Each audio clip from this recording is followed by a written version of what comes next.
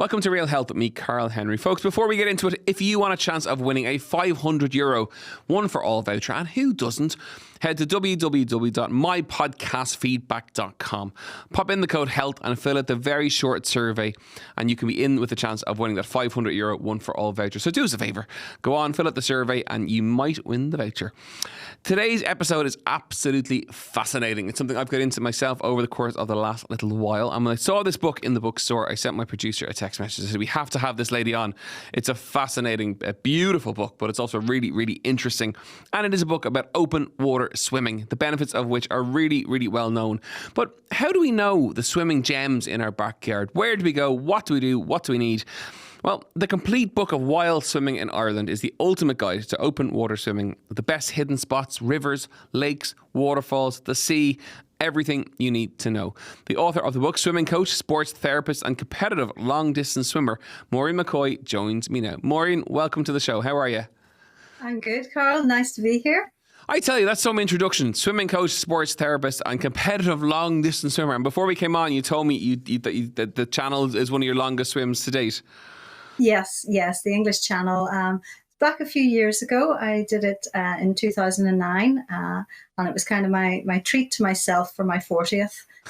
Some treat, some people would be thinking, but it was actually a childhood dream of mine to swim the English Channel. I saw a film with Esther Williams, who the older listeners will have heard of. She was a synchro swimmer and a Hollywood star. And in her film, she swam the English Channel. And I turned to my mum at 10 years old and I said, I'm going to do that one day. So it only took me 30 years to get around to it. But it was a great experience to do. You got there. So what made you write the book? Let's start there, because it's beautiful. It is if only people buy it and look at it, it's a lovely thing. And the content in it is so well researched. What made you kind of revisit that and put the book together? Well, thank you for the compliment on the book. Well, really, it was after my Channel swim. Paul, who's the co-author and the photographer in the book, he was with me on the Channel swim, and we did some articles straight after that, which were quite well received. And he suggested we did a book on Ireland. We knew there were several in the UK, but nothing that took in Ireland. So we thought, well, we're perfectly placed. We're both swimmers. We're both outdoor swimmers. I can write. He takes fantastic photographs, as you can see in the book. And we both like to travel. So we just hopped in the car, threw a tent in the boat, and started driving and exploring more and more places. And we actually produced our first book in 2016. Mm-hmm. So this is the second book, and this builds on it. The first book only had 50 sites. This is over 200 now. So yes, there was a lot of research involved. And I was going to ask you that, because there's so much content in the book. I was like, did you Google it, or did you actually get in the car and drive around? Which is what you did. That's some undertaking. I do not believe you can make a guidebook if you don't go and visit the places. And certainly as a swimmer, unfortunately, yeah. Well, I mean, obviously, there's Google research to find out the stories and interesting little tips about places. But I couldn't possibly recommend a place to swim unless I'd swum there. So either I have swum there or Paul has swum there. There's a couple that I haven't swum at, he has, and vice versa. But most of them we've both swum at, and some of them very, very regularly. And how long does it take to pull something like that together? So what was the time frame for the book?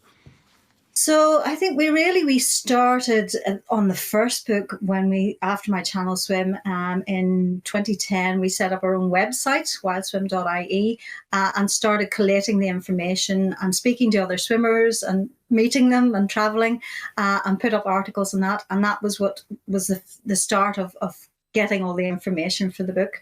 And then we've just built and built and built on that. After the 2016 book, we took a bit of a rest from writing, but still travelled. So we were sort of travelling to more places since 2016. And then it was really over lockdown. We thought, right, this is time. There's so many more swimmers out there to produce a bigger, more comprehensive book. So it's taken quite a few years. And as you probably know, getting a publisher is not the easiest thing either. Gil were fantastic. They worked really hard with us to pull it all off. And it's fair to say that lockdown accelerated wild swimming in Ireland. It became the thing to do if you were anywhere near the sea. And as the restrictions lifted, it seemed to just gather steam and momentum, and it's huge now. It's never been bigger. It's never been bigger. We had seen a rise in it because as coaches, obviously doing outdoor coaching courses as well, and it was steadily rising. But lockdown, it just skyrocketed.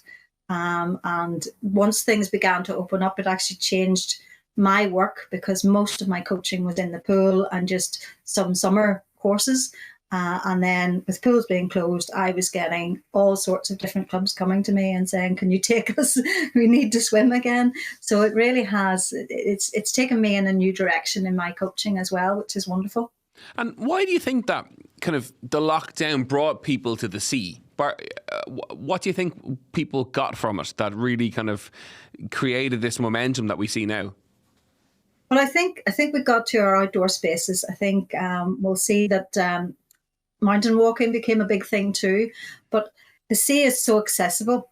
So if you have any mobility issues, you can find a beach or somewhere that you can get into. Whereas, if people who go hiking up the mountains, you need to be physically fit for that. When you're swimming, if you have problems walking, you can take a stick down, you can walk in, and once you're in the water, you're completely, lifted. You're not weight bearing in any way. So I think it managed to pull in an awful lot more people, plus the camaraderie of it, and our coastline and our lakes. We've such beautiful spots to go to. Why wouldn't you want to do it? There's also that sense of kind of, I get it myself now, it's that pure escapism. No one can ring you, no one can talk to you unless you're with somebody, but generally you're really in the moment, which is it's cold or you're stroke or surviving or whatever it may be. No, but yeah. you're untouchable for that moment in time when you're in the water. Absolutely. That's what I find. That's what I personally love about it. Spending my whole life swimming and teaching swimming and training. It's when you get into the sea and your head's down and really it's just you in the water. And even if you are swimming with a buddy, it's just that occasional check-in. You can really zone into your own head. And as you say, you're not taking the phone with you, which is the major thing. And it's totally about you, your body, how it feels, the movement in the water. It's such a beautiful thing. It's a meditative thing as well. Oh, for sure. It's that sense of just doing what you're doing when you're doing it, and that forms the kind of the meditation component. And of course, there is that dry robe brigade that it became fashionable to have the dry robe as the ultimate accessory, didn't it?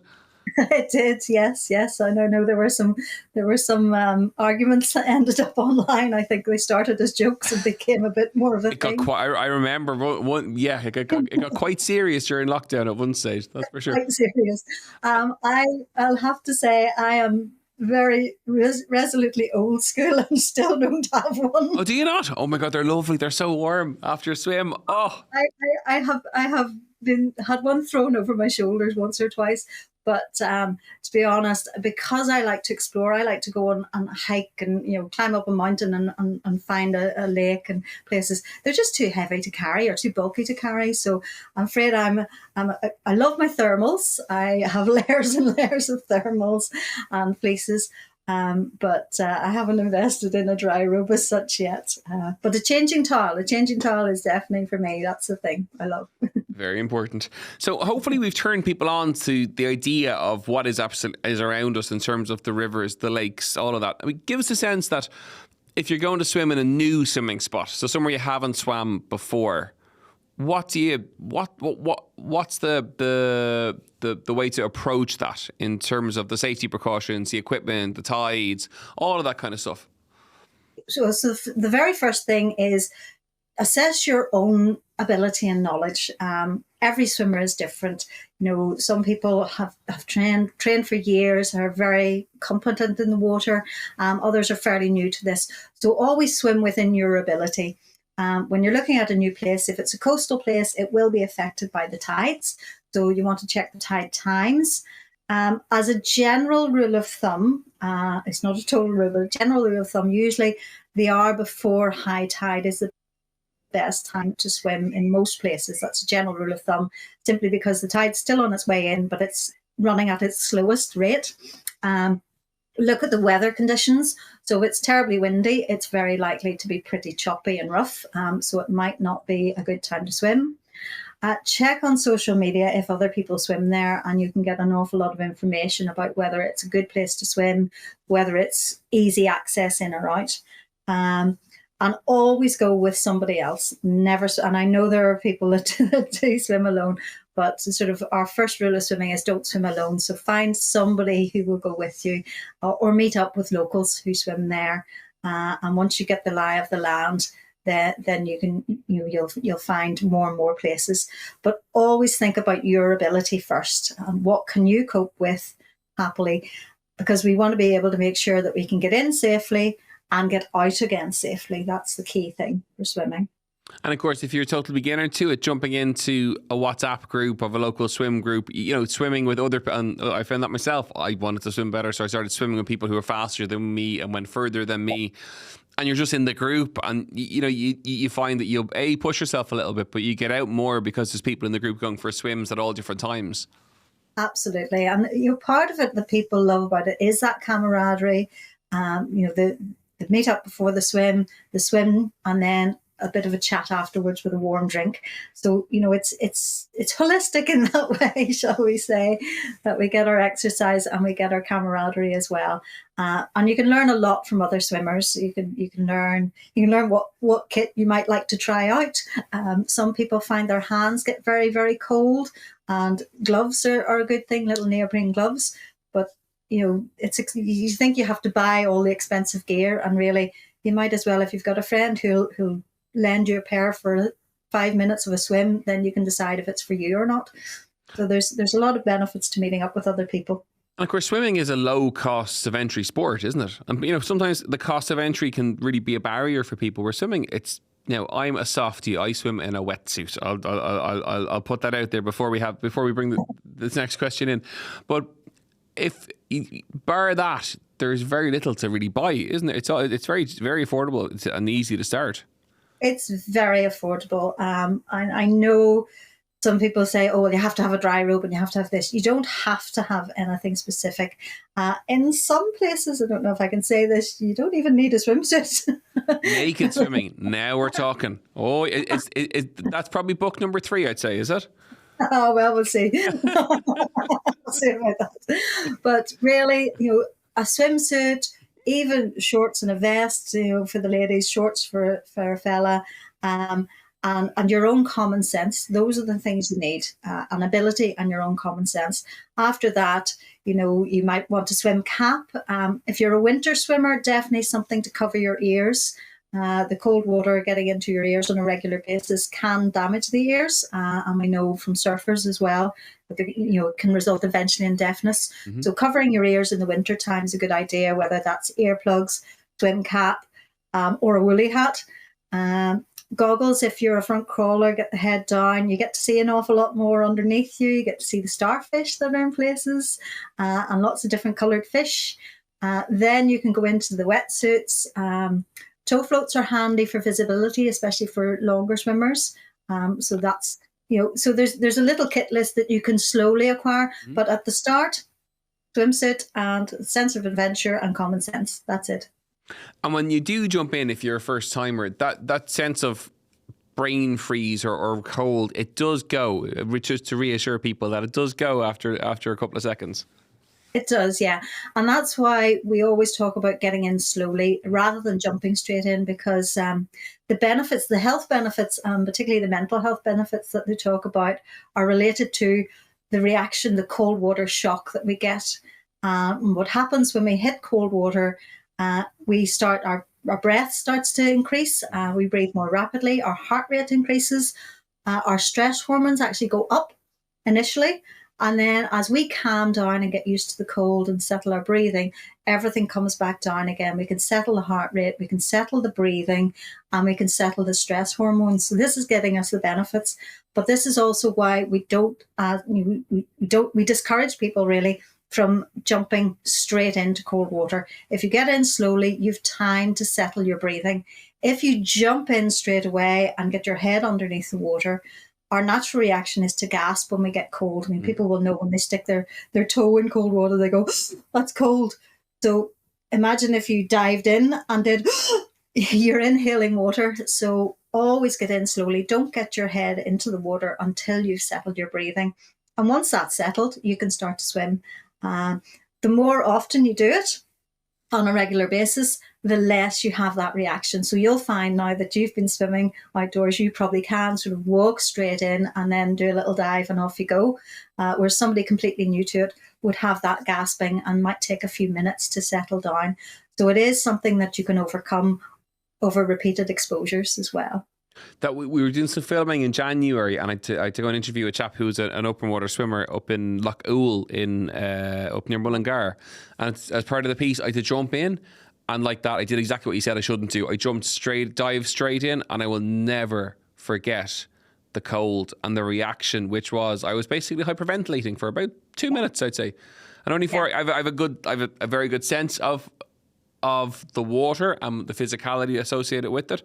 I could kind of reassure myself that I wasn't going to die. But like the hyperventilation, it was really spooky for about 30 seconds. It was quite kind of concerning. And then it settled after a little bit. So you're getting in bit by bit. As the gentleman I was with, that's what he did. He got in bit by bit by bit. And Muggins here jumped in. And that was not the thing to do. Absolutely. Yeah. What are your favourite swimming spots?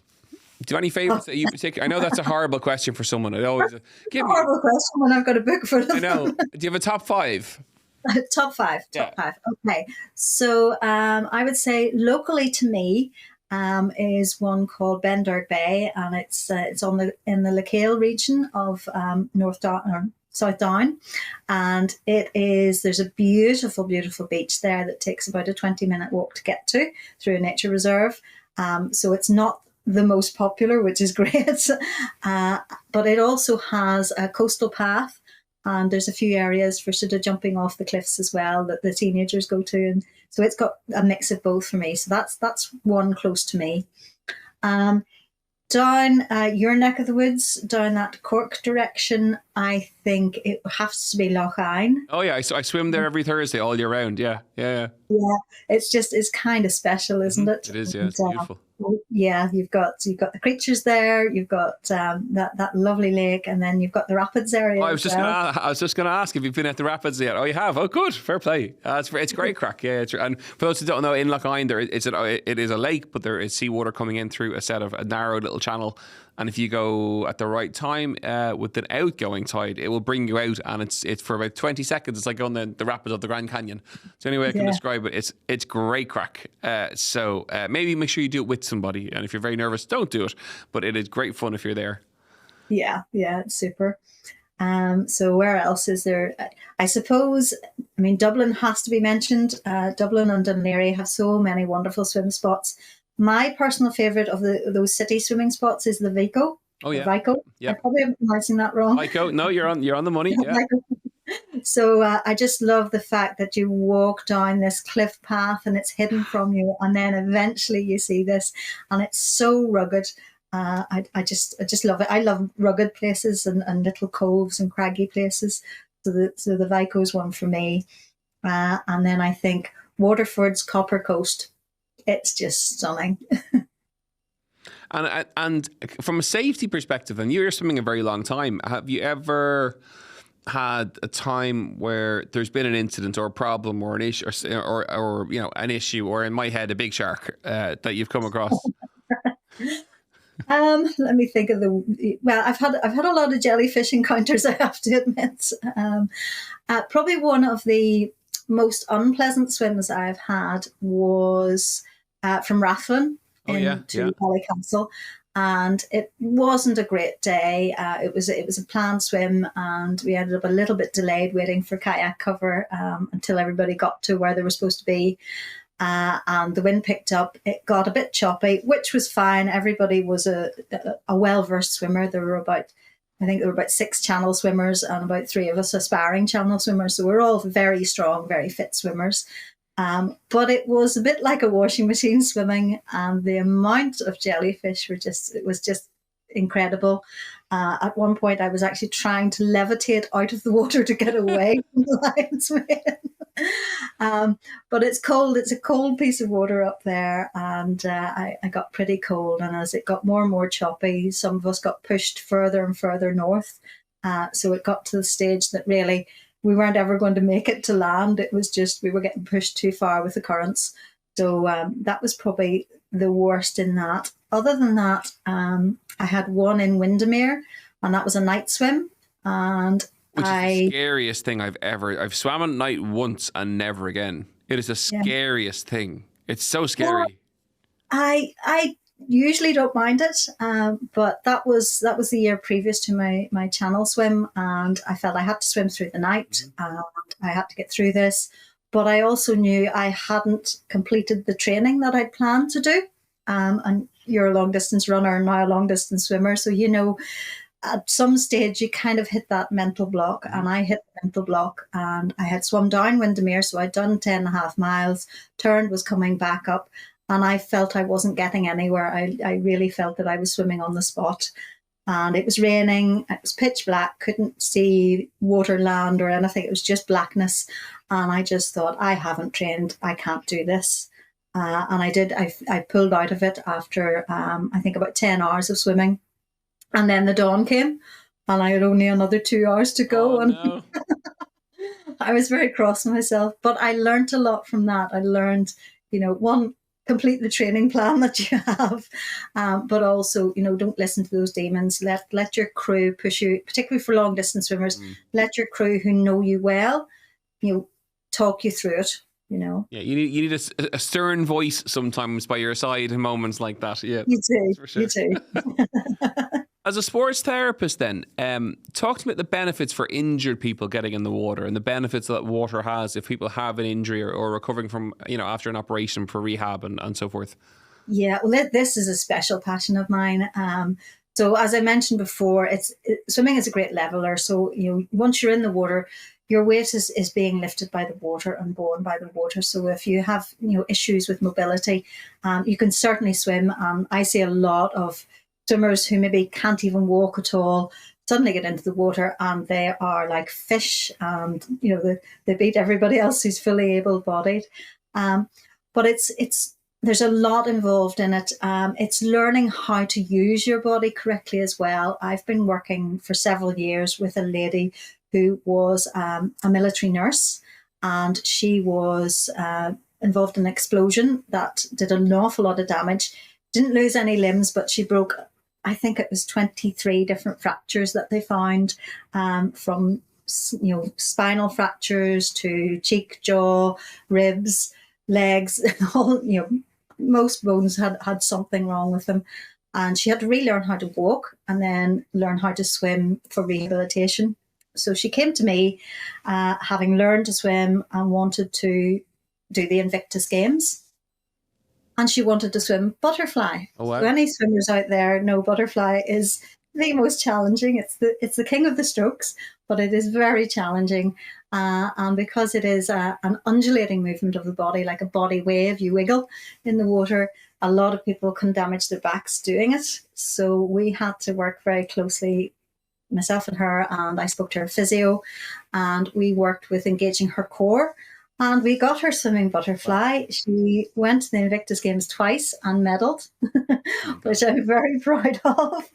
But it was that whole progress. I mean, that took about 3 years working through and getting her to use the correct muscles to be able to do the stroke without injuring her back.